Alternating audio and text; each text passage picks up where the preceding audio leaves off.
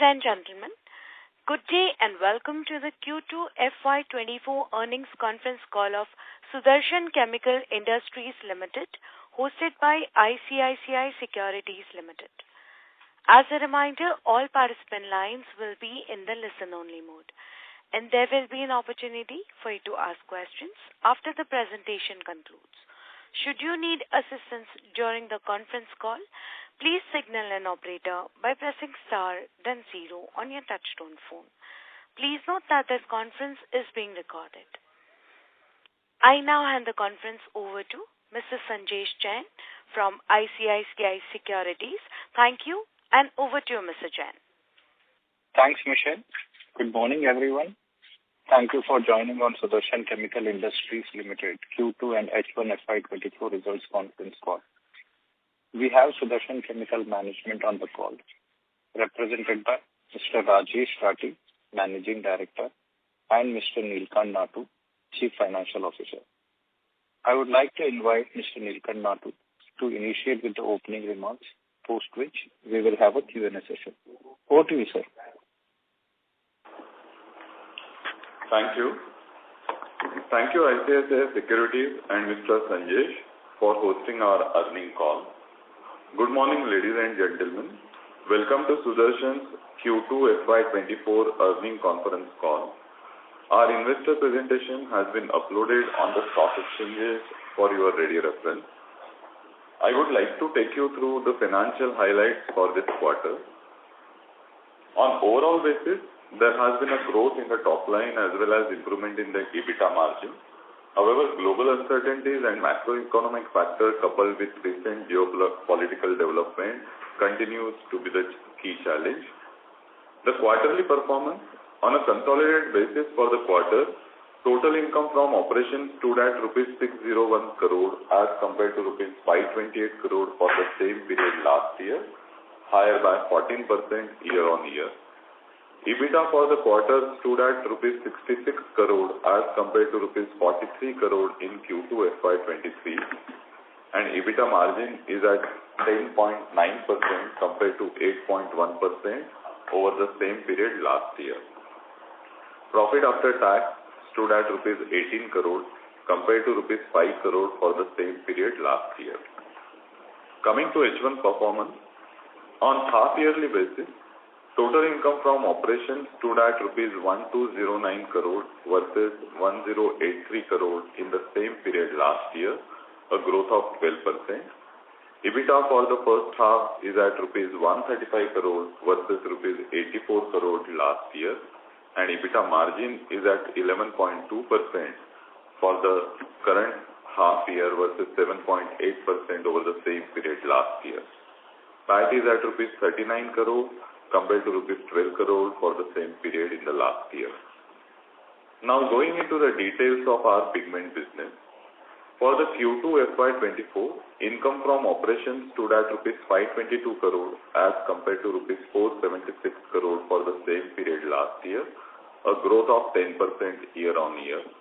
On a sequential basis, revenue is marginally lower by 3% compared to 536 crore of Q1 FY24.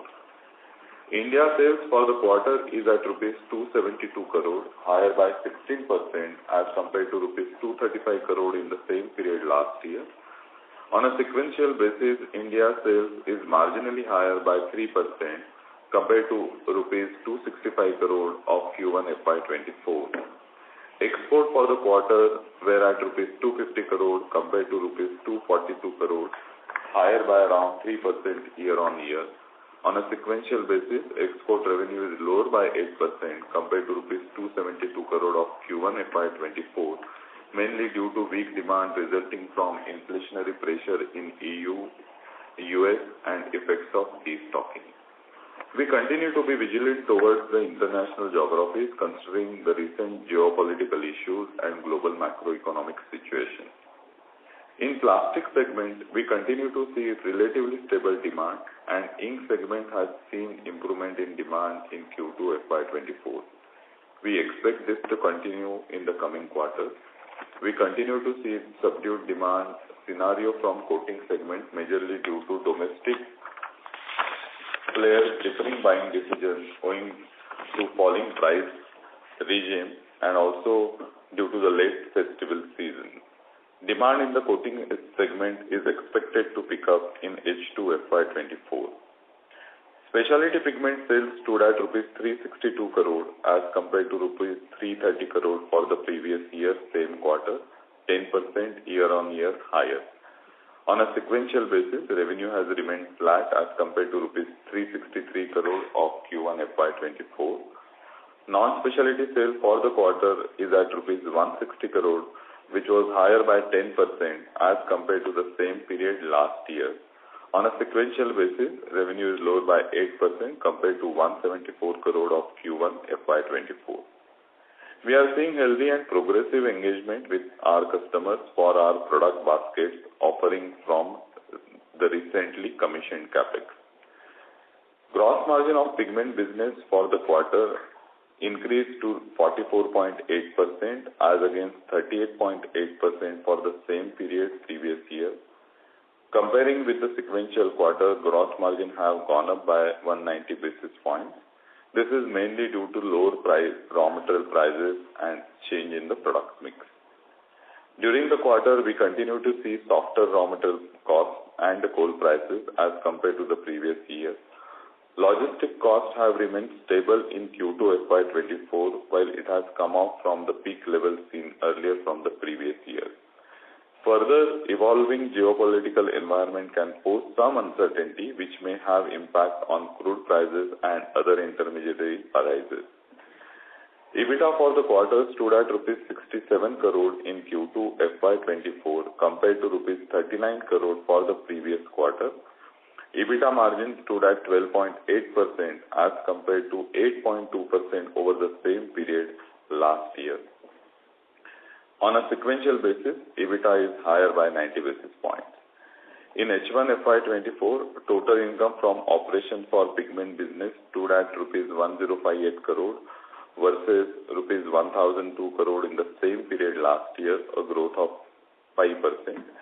EBITDA for H1 is at 131 crore versus 83 crore last year, and EBITDA margin is at 12.3% versus 8.3% over the same period last year. Now coming to the balance sheet. The balance sheet of the company has strengthened with stable business operation in current first half of the year and funds received from monetization of the assets. The net debt of the company has reduced substantially to rupees 445 crore in Q2 FY24 from rupees 926 crore in Q2 FY23 and 503 crore in Q1 FY24. The reduction in debt has resulted in improved net debt to EBITDA to 1.7 times in Q2 compared to 3.8 times in Q2 of the last year.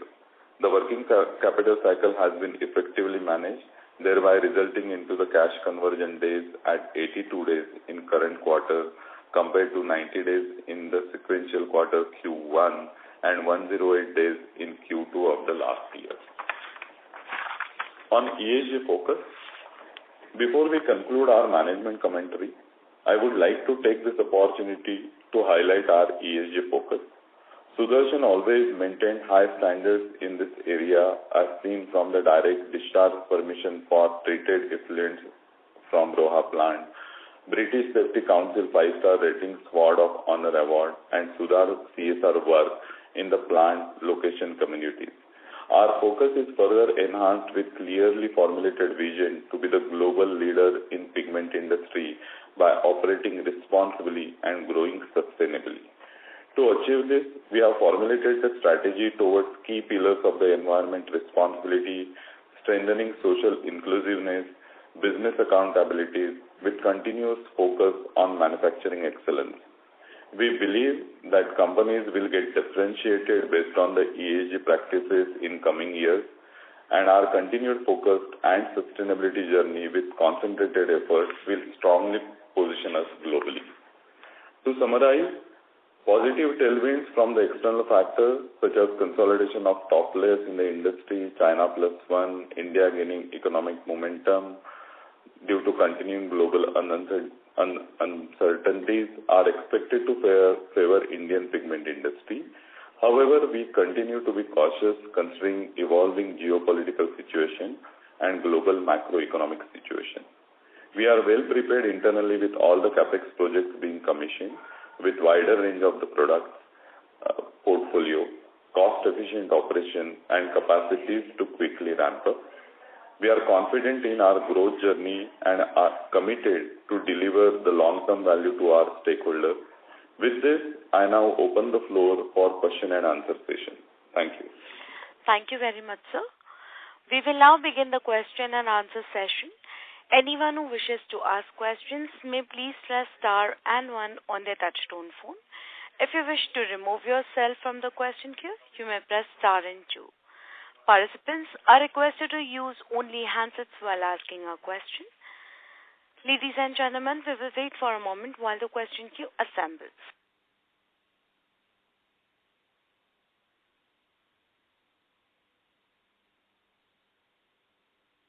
We'll take the first question from the line of Madhav from Fidelity. Please go ahead. Yeah, hi sir. Good morning. Thank you so much for your time once again.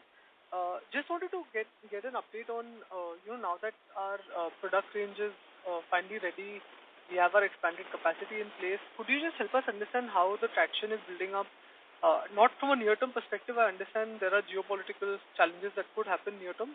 But if we take a 2-3 year view on the company, could you give us some sense? Are we in a better shape to sort of gain more business in export markets from a 3-year perspective? Thanks, Madhav. Nilkant here. So, as we mentioned in our opening commentary, we have recently commissioned all our capex and the product offering in terms of our new products has been well received from the customer. As we mentioned, considering the current scenario, we are seeing this ramp up to happen over a period of 4 years. And with this, whatever the internal target we have set for ourselves in the first year, in the first half, we are achieving those. So we are on track in terms of achieving the target for this ramp up, and you will see those results coming in over a period. And this 4 year is, in your view, you're being a little bit conservative, or this is more realistic? What kind of assumptions are we making? Yeah.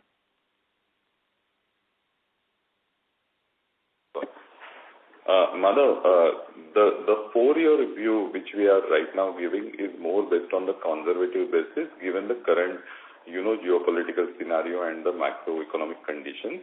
While our endeavor remains for the quick ramp up, 4 year is more on the conservative side. Sure.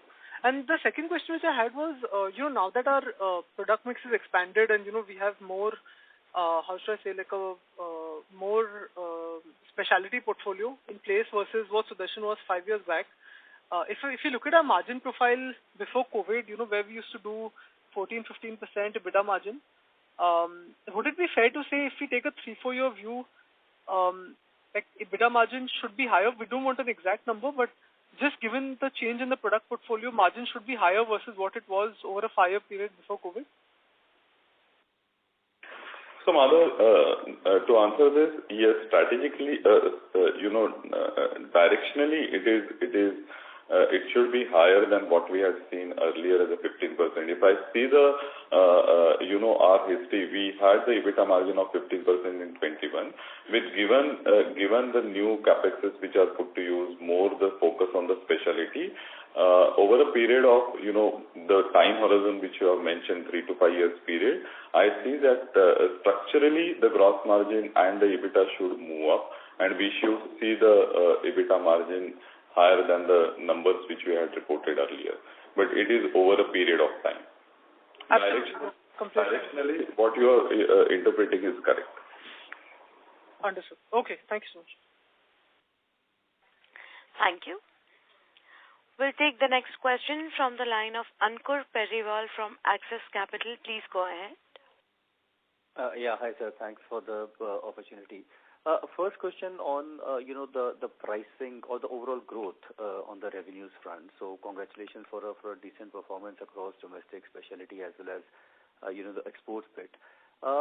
Just trying to understand how should we look at this growth from a pricing and volume breakup perspective? Is pricing a component here, or it's largely volume driven?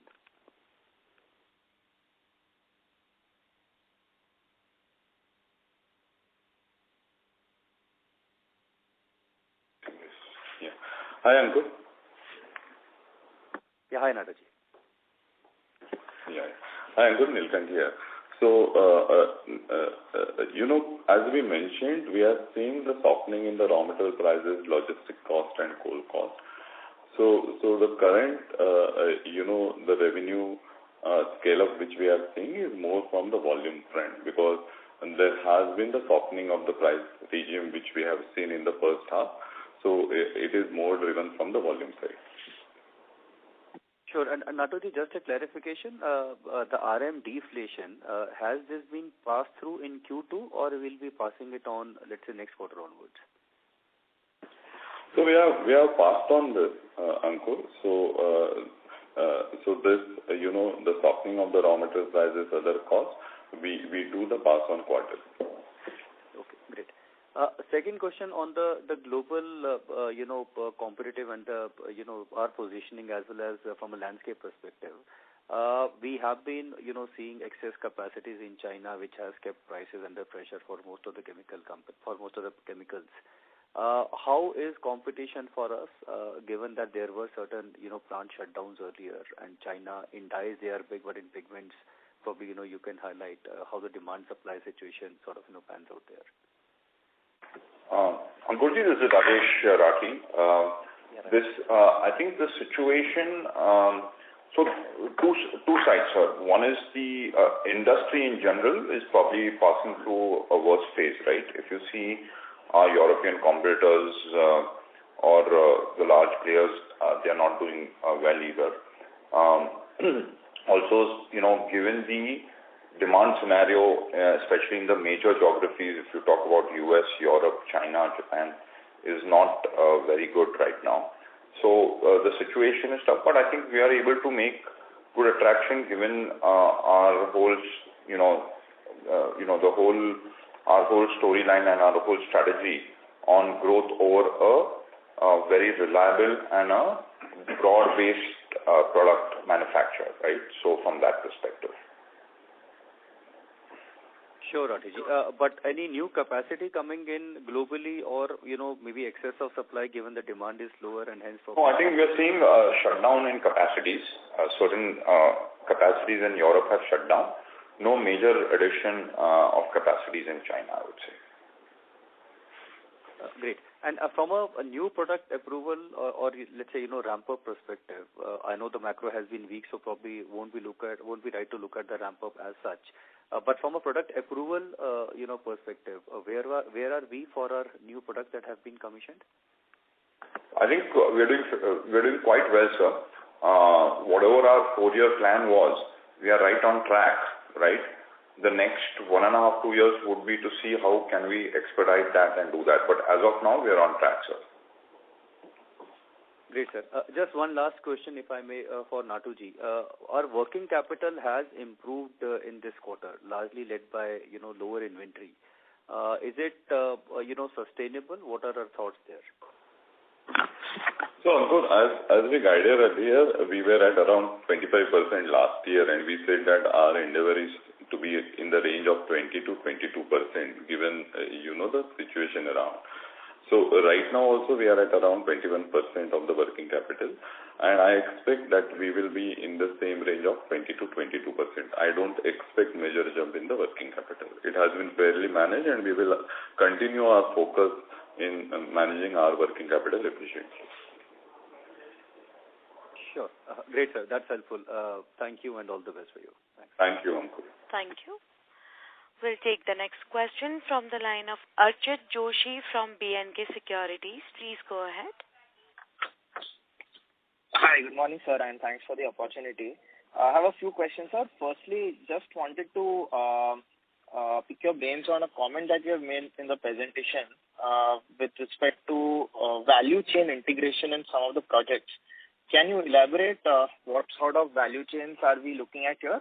Is this in the current scheme of things with respect to the product portfolio we have, or there is an exploration of any other HPP, azo sort of a pigment in the value chain?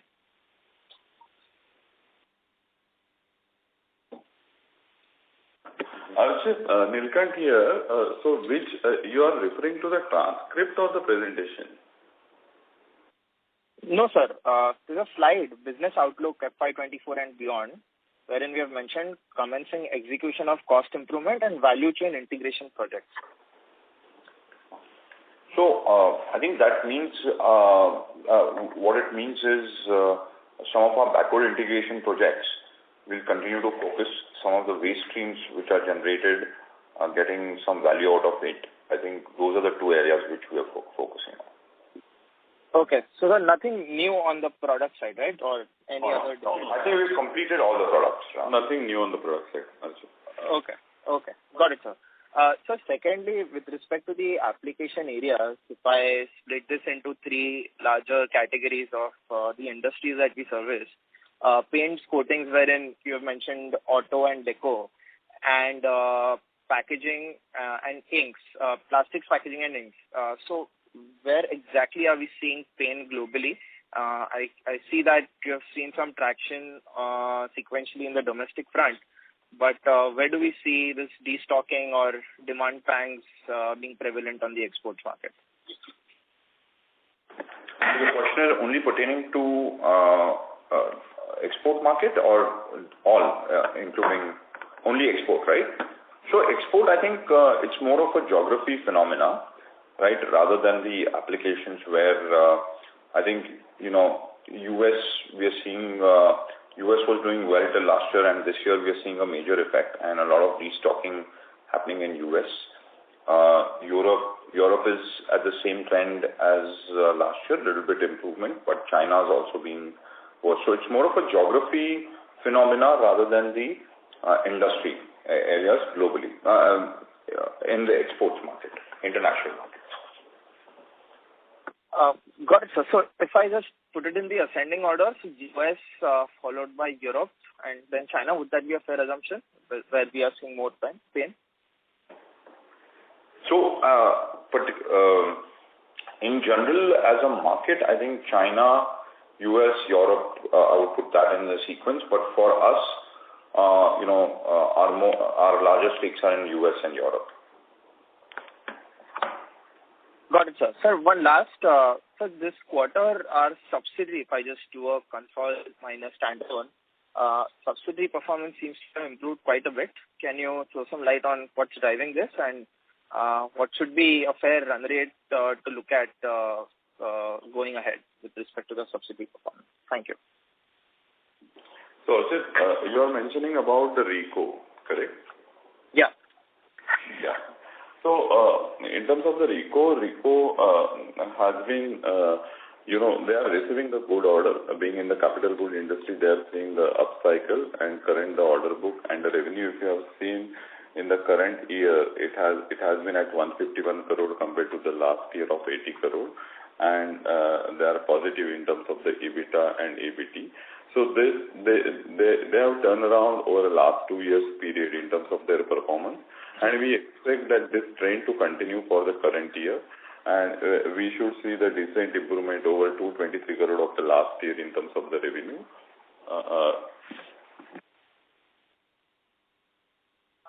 Sure, sir. Thank you. Yeah, thank you. Thank you. Participants who wishes to ask questions may please press star and 1. We'll take the next question from the line of Yogesh Bhatia from Sequent Investments. Please go ahead. Hello, sir. Congratulations for this. I wanted to ask, can you tell us from the new facility, what is the revenue that we have booked in this quarter, and what are the expenses that we are currently, incurring for this facility?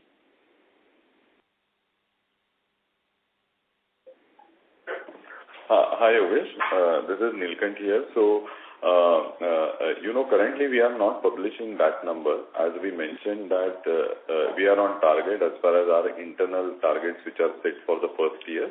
and the revenue ramp up, the sizable ramp up we should see in the coming years. This is from our side. Basically, if we get some sense on the expenses side also, we'll be able to understand that if the margins are subdued because of the excess cost of the facility or, something of that sort. It will give us some idea that how far are the margins expanding for the company.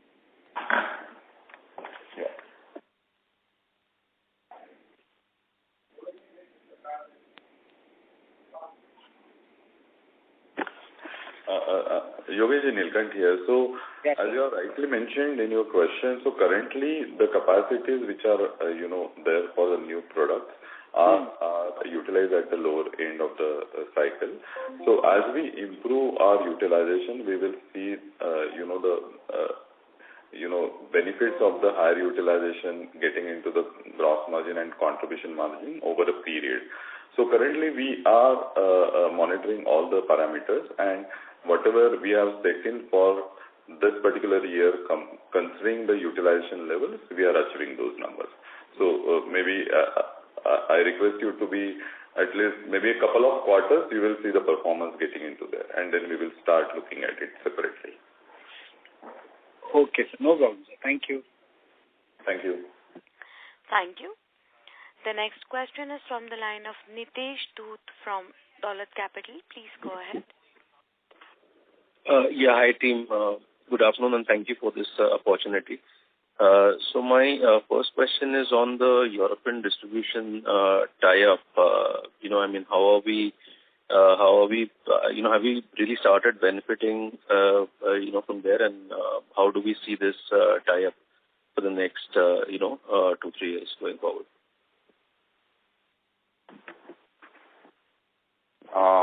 So I think we are engaging well with the European distribution tie-up. Like we said, these were for mid-size and smaller We're going through a product approval cycle, etc. And I think in time to come, it should expand. So right now, the groundwork is going on with them. Sure. My next question is on the sale of Rico Industries. I think we had planned earlier for disposing this arm. So where are we as far as that proposal was concerned?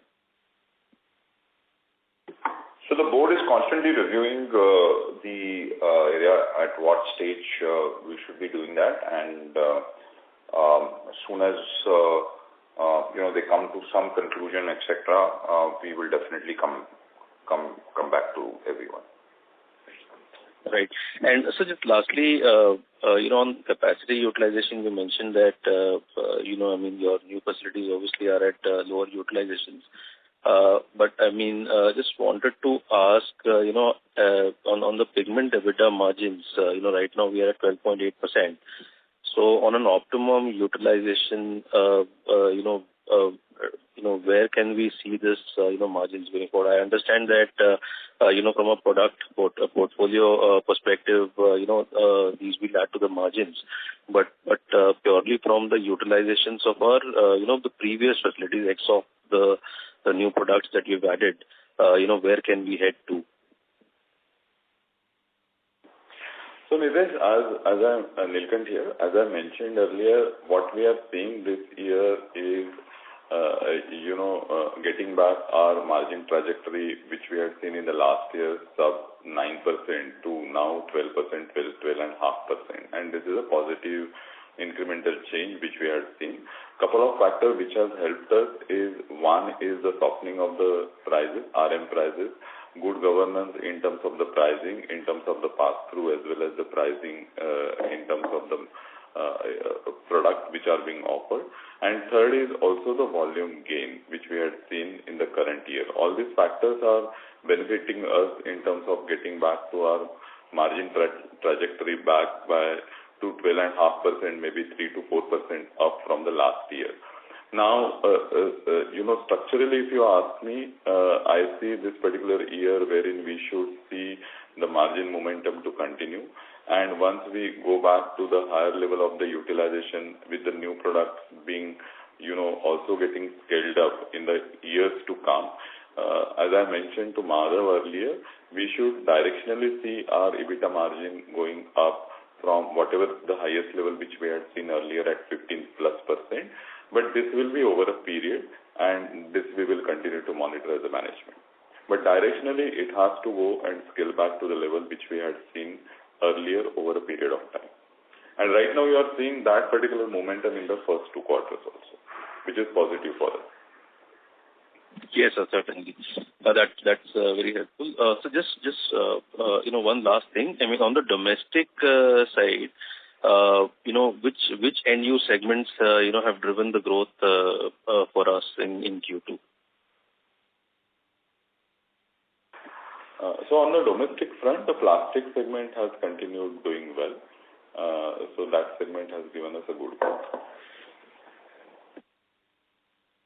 Sure, sir. Thank you so much for answering my questions, and all the best. Thank you. Thank you, Nitin. Thank you. The next question is from the line of Rohit Nagraj from Centrum Broking. Please go ahead. Yeah, thanks for the opportunity. So my first question is, in your comment, you mentioned that some of the capacities have shut down. So what is your assessment in terms of whether these are permanent shutdowns or mothballed, or whether it is because of the current crisis in terms of the energy and high cost, these capacities have been shut down? Thank you. It's a permanent shutdown. And just clarification, are these sizable capacities in the overall scheme of global capacities? I would say, they're reasonable. I mean, not. I wouldn't say they're reasonable from a perspective of if you look at the total European capacities for that product line. Fair enough. Sir, second question is, one of the articles suggested that Rico Industries is planning to increase its workforce to about 500 plus by 2025, and we are focusing more on the powder processing and bulk material handling solutions. So just wanted your view on this particular subsidiary of ours. At one point in time, we were trying to divest it, and then it turned around in the last couple of years. So what is the focus on this part of the business? And on a normalized basis, what could be the margin trajectory for Rico? And I understand that quarterly fluctuations may be there depending on projects, but on a yearly basis, so what could be the margin trajectory? Thank you. So as mentioned earlier, sir, Rico is not absolutely core business for Sudarshan, and the board is constantly reviewing,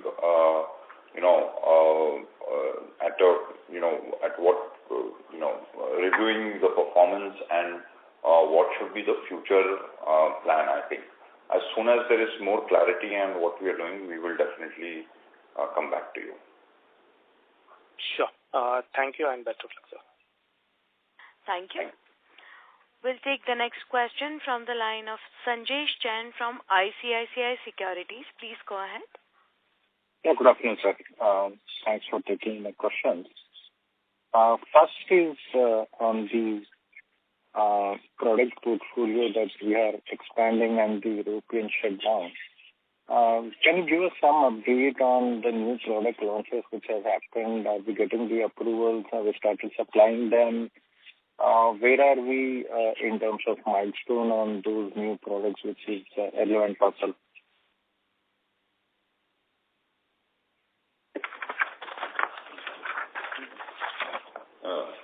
Thank you, Sanjay ji. So as I mentioned earlier in my opening remark also, and to a couple of questions also, we are seeing a very healthy and progressive engagement with our customers for our new product, offering from our recently commissioned CapEx. We are seeing the approval for our product being given by the customer, and the engagement with the customer is ongoing.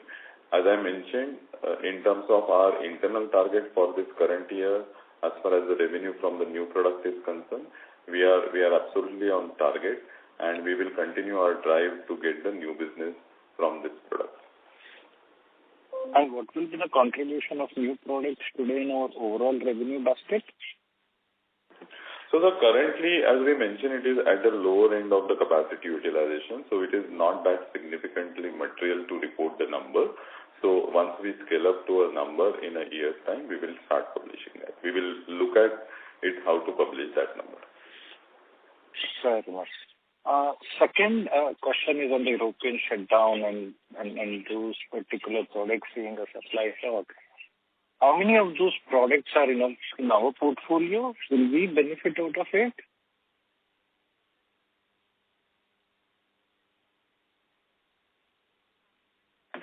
I think the European shutdown will benefit more on the printing ink areas and some plastic areas, but mainly printing ink areas. The printing ink, sorry? Plastics. Plastics. Okay. Plastics. We were trying to also expand the footprint significantly in the auto coating segment. Sanjay, can you sorry to interrupt. Closer to the mic? We are not able to hear you clearly. Yes, sir. Okay. Can you hear me now? Sir, your voice is breaking. Is it good now? Yes, sir. Much better. Yes, much better. Sorry for that. We were trying to expand the footprint, particularly in the US market. Sorry to interrupt. Sir, it's the same. Actually, we are not understanding what you're speaking. I would request you to use your handset if possible. Yeah, I'm doing it. Thank you. Thank you. Is it good now? Yes, sir. Please continue. Okay. We were trying to expand our footprint in the auto coating segment in the US market. How is the progress there?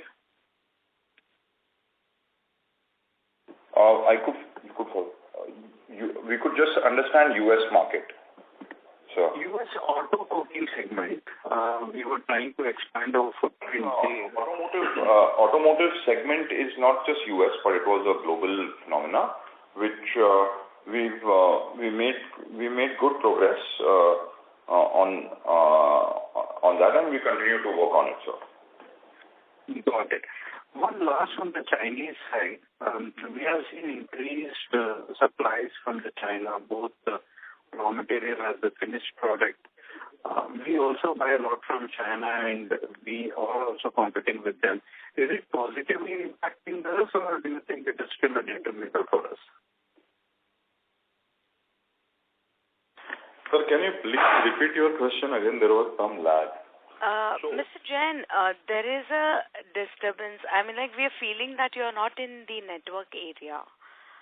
And previously please talk from the place from where you were talking previously. Is it good now? Can you hear me? Yes, you can try. Okay. I was talking on the China side. China, we have seen increased production. So we do buy from China as well, and we do compete with Chinese on the end market. How is it? Mr. Sanjesh, I'm sorry to interrupt. Your voice is really not audible now. Can I come back and get you? Yes, sir, please. Yes, sir. I think the network is for you. Thank you, sir. Sanjay, I think Okay. Yeah. Thank you. We can go to the next participant. Sure, sir. Sanjay gets back to us. We'll take the next question from the line of Rohan from Nuvama. Please go ahead. Yeah, hi, sir. Good afternoon. Thanks for the opportunity. Sir, first question is you can just share for the current quarter in revenue, the contribution from volume growth and the price decline. If you can give some sense on that.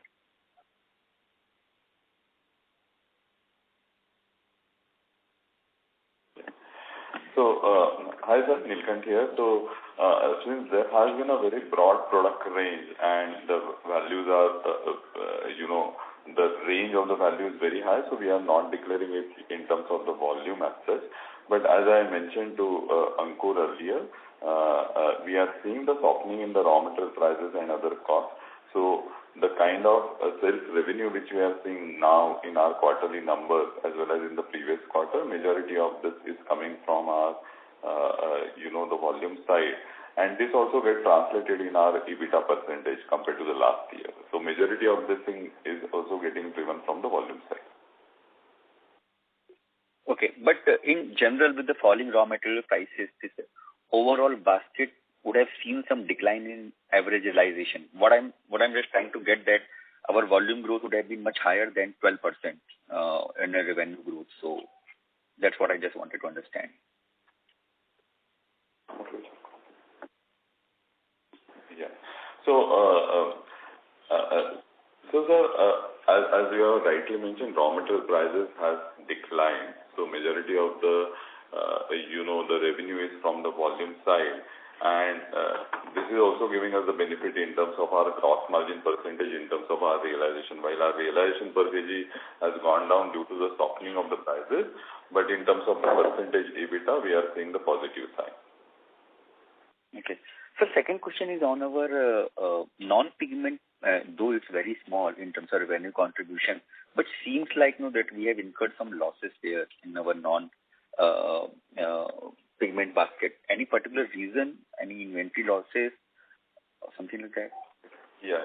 So, sir, in the quarter two, your observation is correct. In the quarter two, they had an overrun in the project business, and they had executed a couple of big project orders. And in the quarter two, we had seen, due to the size of the project, it got slightly delayed, and that time delay has caused some overrun in the cost, which has been reflected in the quarter two performance.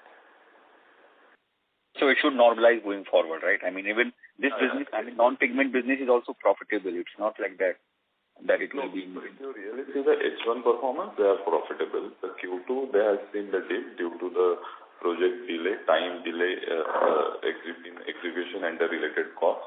H1, they are positive, and we expect that for the current year, they will remain profitable.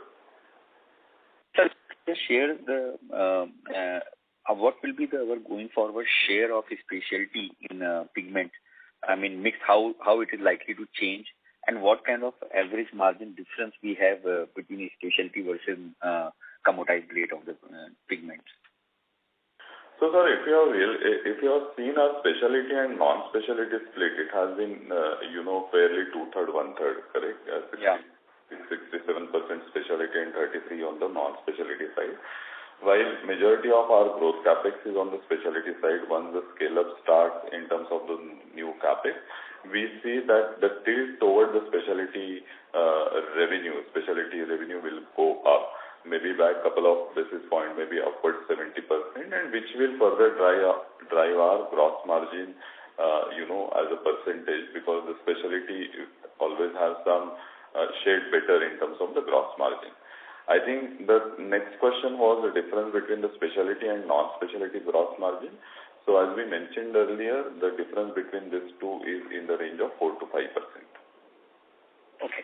That's just last from my side, and I'll come back in queue. Sir, we have seen a very solid volume growth for you in the current quarter, though the world markets are struggling. Export markets are definitely under pressure with the end user industries, even including autos, paints and all and everything, is showing the weakness. A lot of inventory destocking, that's what we are hearing, in China dumping. Irrespective of that, we have grown very significantly in volume.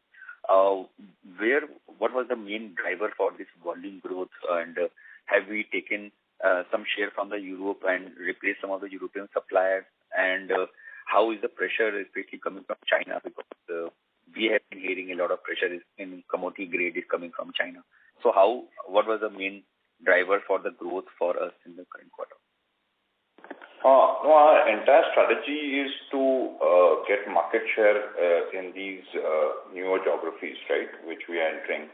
And we've been now successful with a broader portfolio and our connection with the customers, looking at saying that, our story on being broad portfolio and being a reliable supplier. So we are able to penetrate more in the market with this. So obviously the growth isn't there, and obviously that, and hence we are taking market share. So it's basically new geographies which we have entered with a new product that has helped us in volume growth. However, there is a pressure in terms of overall volume in the market. Can you please repeat? Sir, I'm saying that, so the volume growth driver for us was basically more product launches with the new geographies. However, in general, there was still a weakness in the market in terms of end user industries or volume growth. In general, industry would have lost volume in the first half of current quarter. Yeah. So industry lost volume, but it's not just the new products, but even our existing products, given, we have been able to piggyback our existing products with our new products, and it, having a better engagement with the customers, given the broad portfolio now, right? So it's not just getting the new product sales, but also having, getting a larger pie on the existing products. Okay. And this was mainly in exports market. You also added new territories. That's what has helped. Yes. Okay. However, sir, the presentation represents that Q1 versus Q2, the exports market have declined.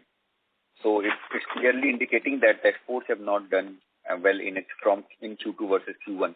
A lot of growth is only driven from the domestic. So I think we're looking at a longer trend. Like if you compare last Q2 to Q2, from that perspective, it's a much better growth. And I think if you look at Q2 to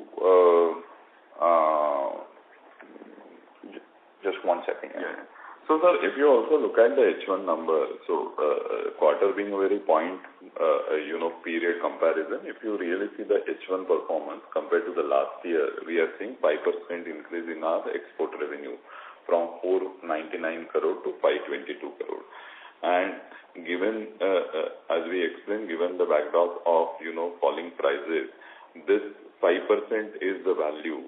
But there has been a good amount of the volume growth which we have seen in the export market. That is what Mr. Rathi had meant. Okay. Sir, thank you so much for answering all the questions. Thank you. Thank you. Thank you. We'll take the next question from the line of Aryan Paresh Makwana from Axis Securities. Please go ahead. Hi, good morning, sir. Am I audible? Yes, sir. Please proceed. Yeah, so my question is on the top line front. So we have said that we expect some 3,000 to 3,300 crores top line in the next 3 to 4 years. So shall we stay on the same guidance or are there some revisions expected? Sir, can you repeat your question, please? Hi, am I audible? Yes, you are. Yeah, so my question was on top line front. So we have said that earlier that we expect a 3,000 to 3,300 crores of top line in next 3 to 4 years. So can we expect the same guidance or are there any revisions? Thank you.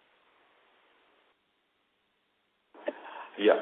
So earlier we said that we should do that into around 3 years period, as we have guided now the market that conservative estimate for us to scale up the revenue from the new capex is 4 years.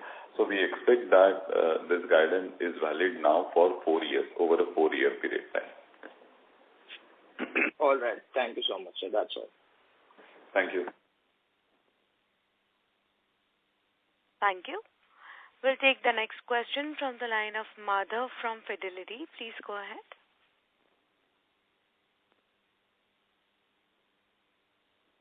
Mr. Madhav, I have unmuted your line. Kindly proceed. Can you hear me now? Yeah. Yeah. No, I just wanted to check that in the Q1 call, we mentioned about the Canadian pigment supplier looking to scale down capacity. I think this call we're mentioning about a European player, a few European players looking to scale down capacity. So it seems like demand supply outlook, if you see in the last 3-4 years, seems to have improved quite a bit, which is kind of showing up in our volume market share also picking up. Is that a fair assessment that we're making of the pigment industry globally from Sudarshan perspective? No, so Europe, I would say one supplier has decided has reduced capacity. I think also, last year and now even the industry is going through troubled times. So it's a matter of how, when talking about one of the suppliers who was in financial, I think probably the strong players are able to kind of walk through this industry. It's not been favorable with the Indian industry getting anti-dumping duty in China, right? So from this perspective, since we have a broader product range and we have a good storyline where we are able to capitalize on some of the tailwinds of the industry, right? That's where I think our growth story is and will continue. And how much longer before the destocking in the pigment value chain comes to an end? Is it another quarter, 2 quarters before the destocking? Good question, because I don't understand this destocking, and I keep asking customers how much stock did you have that you're still destocking, right? So, but on a more serious note, people expect to destock in Q3 in the international market, especially being the year end. And Q1 onwards, we expect, Q4 onwards, we expect stock building, again, buying to start in a normal way. Okay, thank you. Thank you. The next question is from the line of Archit Joshi from B&K Securities. Please go ahead. Hi, sir. Thanks for the follow-up. Sir, I just wanted to check with you with respect to the business that we are into on the supply chain side. So you mentioned that we have a European distribution setup. Sir, compared to maybe a few quarters back or maybe a few years back, has there been a change with respect to the way we do business? Have most of our sales been largely B2B driven with the customer directly, or has there been a distribution angle always? We've always had a dual distribution policy where we do the major customers directly as a company salesperson, and that's where we maintain our stocks too. And for the smaller customers, we use distribution. The only difference now is we had different distributors in different geographies in Europe. Now we have a pan-European distributor. Okay. So would that mean, sir, for the larger customers also that we have in Europe, the model will be led by distributors? Can you please repeat the question, sir, Archit? Yeah, sir, I was asking, like Rathi sir said, there's a pan distributor for the European geography. Would that mean most of our sales in Europe, even with the larger customers, are through the distribution model? I'll repeat again. We have a dual distribution system. We do direct customers. The direct customers are handled by our sales team directly, and we supply directly to them from our stocks in Europe. We earlier had, for our smaller customers, we had distributors country-wise, for which we have now replaced them with a pan-European distributor. Got it, sir. Sir, and meanwhile, speaking of the same issue, we were sort of targeting some market share gains because of the level of consolidation that we saw in the last few years among the multinational companies. Would that have a positive bearing to the current dual distribution model that we are having, or would the next leg of market share gains that we might gain in the future, would that be through our existing relationship with some of the large customers, or the model seems to be tilting more towards smaller customers where distribution is kind of able to generate more sales for us? I think the consumption on the larger customers have much better consumption, right? So I think we'll continue growing with the existing customers, our larger customers, and we should be doing more with the larger customers. On the smaller customers, we are not doing so well. With this new distribution arrangement, we are hoping that we are able to penetrate the market better. Understood, sir. Understood. Thanks a lot, sir. Thank you. Thanks for the clarification. Thank you. We'll take the next question from the line of Nitesh Dhoot from Dolat Capital. Please go ahead. Hi, sir. Thank you for the follow-up. So just on the pigment revenue mix, in terms of applications, that is coatings, plastics, and inks. So where are we currently, and where do you see this mix say, 3 years down the line when the new products have ramped up? Sir, so we have 4 areas of our business: coatings, plastics, printing inks, and cosmetics, right? And we are focusing on growth in coatings, plastics, and cosmetics, right? So we look at as we go on our trend. We to answer your question, in the next 3 years, this should grow, and there should be a larger growth in the coatings area. We already have a very good presence in plastics. Oh, sure. So just in terms of numbers, I mean, if you can give, say, in FY23, what percentage of our revenues came from coatings, plastics, inks, and cosmetics separately? So this is Nikhil here. So as Mr. Rathi mentioned, coating and plastic continues to be the significant application for us. Cosmetic is a niche application, but it has as a percentage of the sale, it is not that material to report. But we continue our drive to get the cosmetic business. Margins are better. There the margins are better. All right. Okay, sir. Thank you so much. Thanks, Nikhil. Thank you. Ladies and gentlemen, that was the last question. I would now like to hand the conference over to the management for closing comments. Over to you, sir. Thank you, ma'am. Thank you, Sanjesh, and thank you, participants, for your time and interest in Sudarshan Chemicals. We remain confident in the long-term prospect of our business, and we look forward to engaging with you again in future. Thank you. Thank you very much, sir.